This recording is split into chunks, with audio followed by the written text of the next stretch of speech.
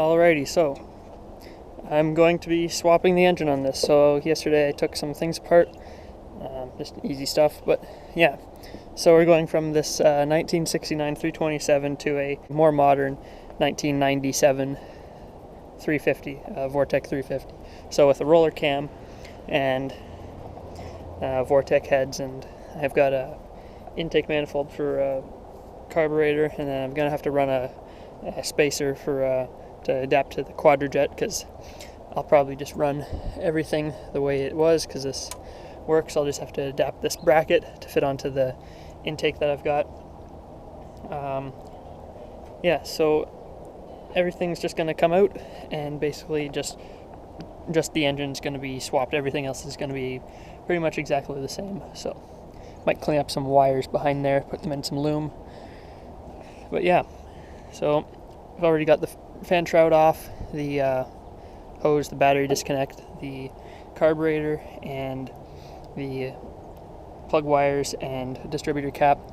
So today, right now, I'm going to work on the starter and transmission cooler lines, and probably fuel line, and then we'll go from there.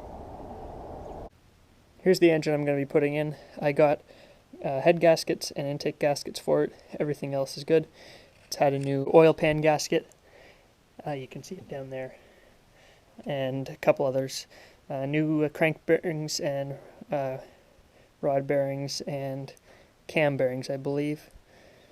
But just a factory block. And I got a Carter fuel pump. There's two here. One's for my engine, one's for my dad's. But basically the same thing. Because Vortec blocks do not have fuel pumps. You can see this one doesn't even have the hole. This one, the hole's kind of there, but it's not punched all the way through. But anyway, and then this week I'm going to buy off Facebook Marketplace a intake manifold, which is exactly like this. It has the bow ties, I'm pretty sure, but it has the quadrajet and Holley carburetor bolt pattern. So then I don't have to run a 3/4 inch spacer, then gets the carburetor 3/4 inch lower, which is better for the hood clearance on the S10, because they have a lower hood. Well, they're just never designed to have this anyway, because these are not a high-rise intake, but they're not a factory intake, which is what I have which is what I had on the 327. So anyway, other than that, I've got I needed head bolts because this block never came with head bolts. So quick trip to the junkyard, got head bolts and push rods because it was also missing push rods. So I've got all the push rods, gonna clean them off, and then head bolts, clean these off with the wire wheel. So I'll get that going, and then away we go. Now push rods, I'm cleaning them with some diesel. This is a clean one, just did a bit of diesel in it and then wipe it on a rag, and it cleans up pretty good. Alright, so we got the new engine hoist here. So all I've done so far is I've pulled the engine forward, so I've taken the starter off, all the stuff, the exhaust manifolds, and just pulled it forward so that I can get to the bell housing bolts easier. And now what I'm going to do is take the hood off, because I'm ready to, today I'll be ready to pull this. So I'll take the hood off, probably need a hand with that so I don't scratch the cowl. And then I'll work on the torque converter bolts. I'll work on the torque converter bolts first, try to get them out, and then go from there. Here it is, just a little higher. That's all the difference. Anyway, yeah, everything just clears pretty much. So I'll pull it the rest of the way out. Hopefully it goes high enough again, so we'll see.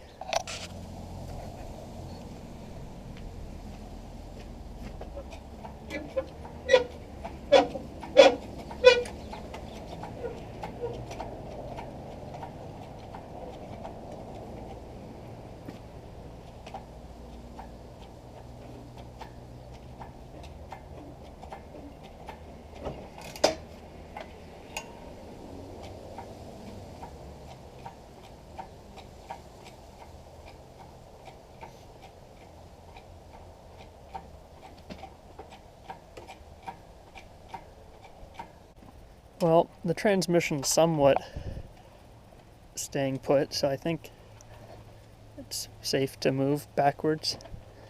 So, alright, it's out. Transmission did not fall out. Now that's secure, and because I'll probably be a week or something with no engine in it.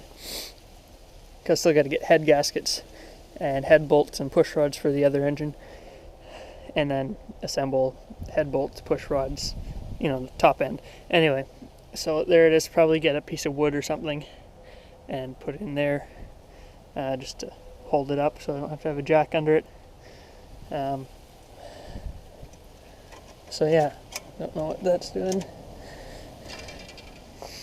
So I'm going to lower this down, then empty the block of coolant, and then we'll probably start taking this stuff off and swapping it over to the Vortec 350. So yeah. So I've got this side of the block draining, and then we'll do the other side, of course. So I'll let that be and then look for a piece of wood to put under here. Alright, so I ran out of jugs. Well, that started overflowing. But anyways, I'm tidying up some wires here. Yeah, so many wires on this small block. But anyway, yeah, so the tack wire was running through there because this never came with a tack, so I put one in and I just ran it through on that side. I don't know why I did that. I should have run it through this side, and so I've got it now going through here, through the factory wire loom to the into the gauge cluster area. Then I'll cut it shorter, and I'm gonna pick up some heat shrink wrap tube today, and then some more wire loom sometime.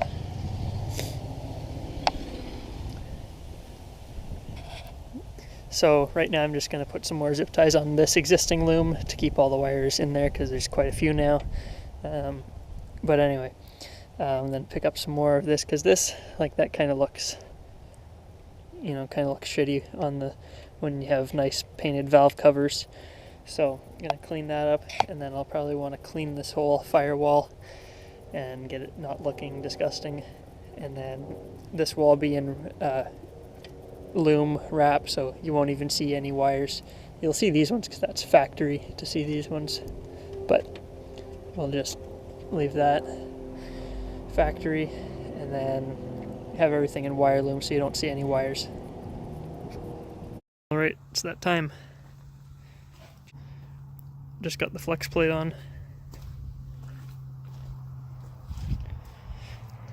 Gonna go in pretty much the reverse of coming out. So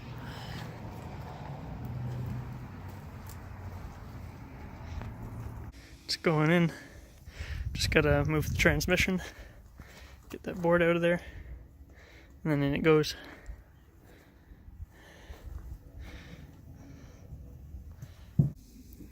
Well, it's in there. Bell housing bolts are on, but I'm playing with the transmission mount because it's too short, but it's weird spline, so I can't do anything about it. So I'll put it back in. But it's lunchtime now, so it just has to go back and down, and then it's in its place. Well, that's not factory, but should work better than shimming bolts. Alright, well, I cleaned my inner fenders so they look nicer.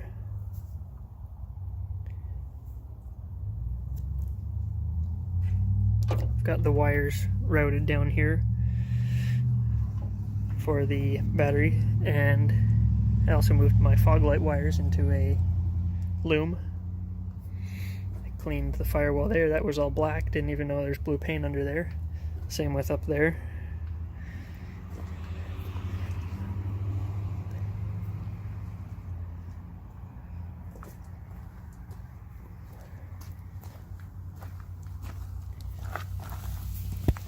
The shifter is all hooked up now. Transmission mount. I put a new bolt in it. Had to make a new bolt because the old one was too short to put a stud in, or to get the right spacer on, because I was spacing out the bolts under it, which was a pain in the ass.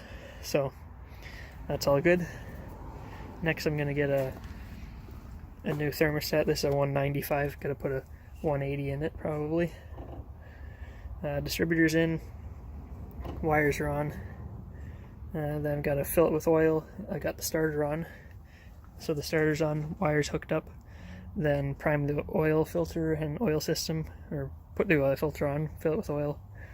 I still have to move this wire to reach there because it won't reach, so I have to splice in a new wire with that.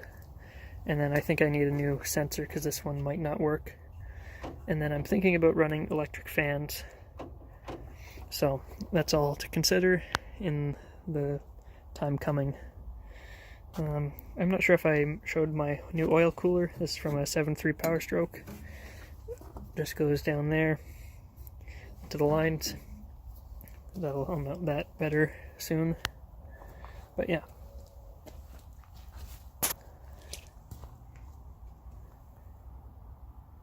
Well, to start work today, I got to shovel off the ranch. Apparently, some snow happened overnight.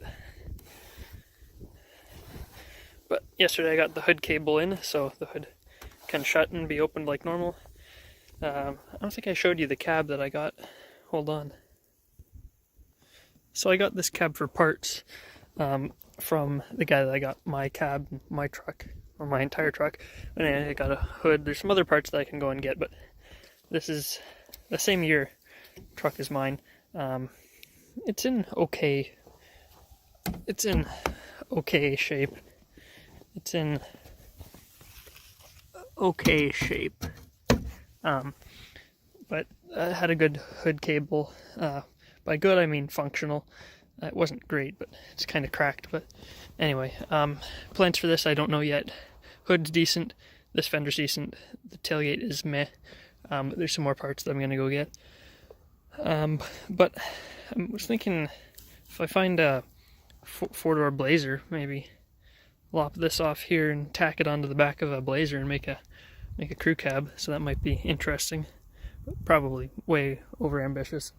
Not something that I can do in my driveway in a snowstorm. So anyway, so now I want to put the rad in. I'm probably going to get a different fan for it, but I'll just put it in the way it was so I can get it going, because it's not going to overheat in this weather. Not that I'm going to drive it with the roads like this anymore, but yeah, we'll get it going. So here's the inside. This is the gas line that I got. It's 3/8 nickel copper. It's pretty expensive, but anyway. And then here I've starting building some traction bars, like Caltrax basically. So I will be finishing them, and that'll probably be its own thing. But anyway, yeah, hood release works just like it did. A little stiff, but that's, I think, the spring at the front or something anyway. But yeah, that's mint. Well, it could be raining, so that would be worse, but anyway, the Rad Shroud is in, same as it was, pretty much. Lower rad hose is attached and tightened. I've still got to get a different thermostat because I want to run a 180, not a 195. Didn't show this, but the transmission cooler is in, so that's there. It should be better with that. Just got to get the that to there, and then still need spark plugs, and I need to figure out what to do with this. Got to make a bracket for the mount of that. You couldn't tell with the snow on the hoses, but I cleaned the hoses up with some diesel and a rag, like I did with everything in here, so it's a lot cleaner, but you couldn't tell that because it's snowing. But yeah, that's probably all I want to do today. Maybe get the hose on here to over there because my fingers are about to freeze off.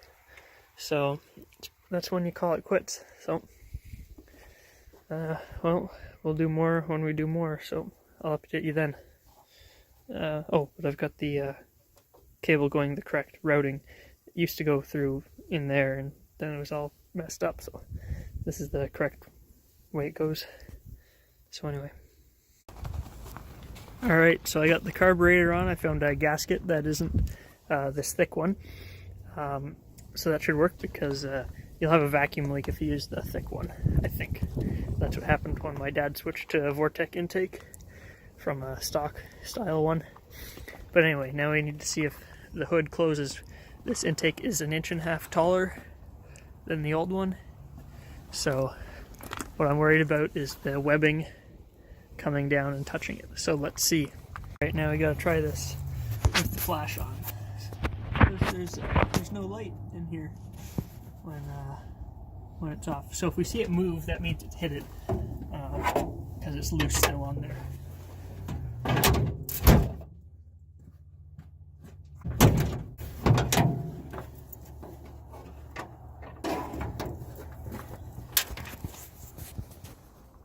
Alright, so good news. I don't think it hits. There might be like 3/8 of an inch clearance from hood to top of air cleaner, so I mean, it would be hitting right in this area, but I didn't see it move when the hood closed. It looked like there was still some room, so I'm gonna say it's good for now. You know, when the engine torques, because it torques this way, I don't know if it might hit, but we'll say that it's gonna be fine. So so next gonna put the choke wire on, and then it's about enough for take. It's cold, and then I've measured to get up and make a bracket to move the hole from, so it'll go to this manifold bolt to the original hole, and then I might be able to run some spark plug wires through this holder. If not, I'll cut it off, and then we'll have a dipstick that comes around just like that. So nice. Alright, so I just tried out this Amazon plasma cutter that I got, and it did okay. I had it a bit too hot at first, so it blew the breaker, but so I had to restart. But where I didn't, it's decent. So I'm making a dipstick tube bracket. So I put some holes in that, and then we'll see if it fits up. So I just got the bracket painted, grind it up. I had to make another cut because the manifold has a little low spot kind of thing. Well, anyway, so I'll put it on and see how it goes. Alright, there, like, that's nice. It wiggles around a little bit, but should be fine. But look at that. Comes right out, and then it'll go right back in. That's just great. It's on there pretty good. Looks factory. So nice. Now I'll put the rest of the oil in it, put it up to the proper line, which is one of these lines. But yeah, that's nice. Compared to what I had before, I don't know if you remember, on the 327 with these manifolds. The 327, the dipstick tube, is on this side, and it was right in the way of where the collector goes. So I actually bent it up, and it came out up in between the block and the manifold. Obviously these cylinder heads and valve covers are different, so there's no room there, but this block has it on this side.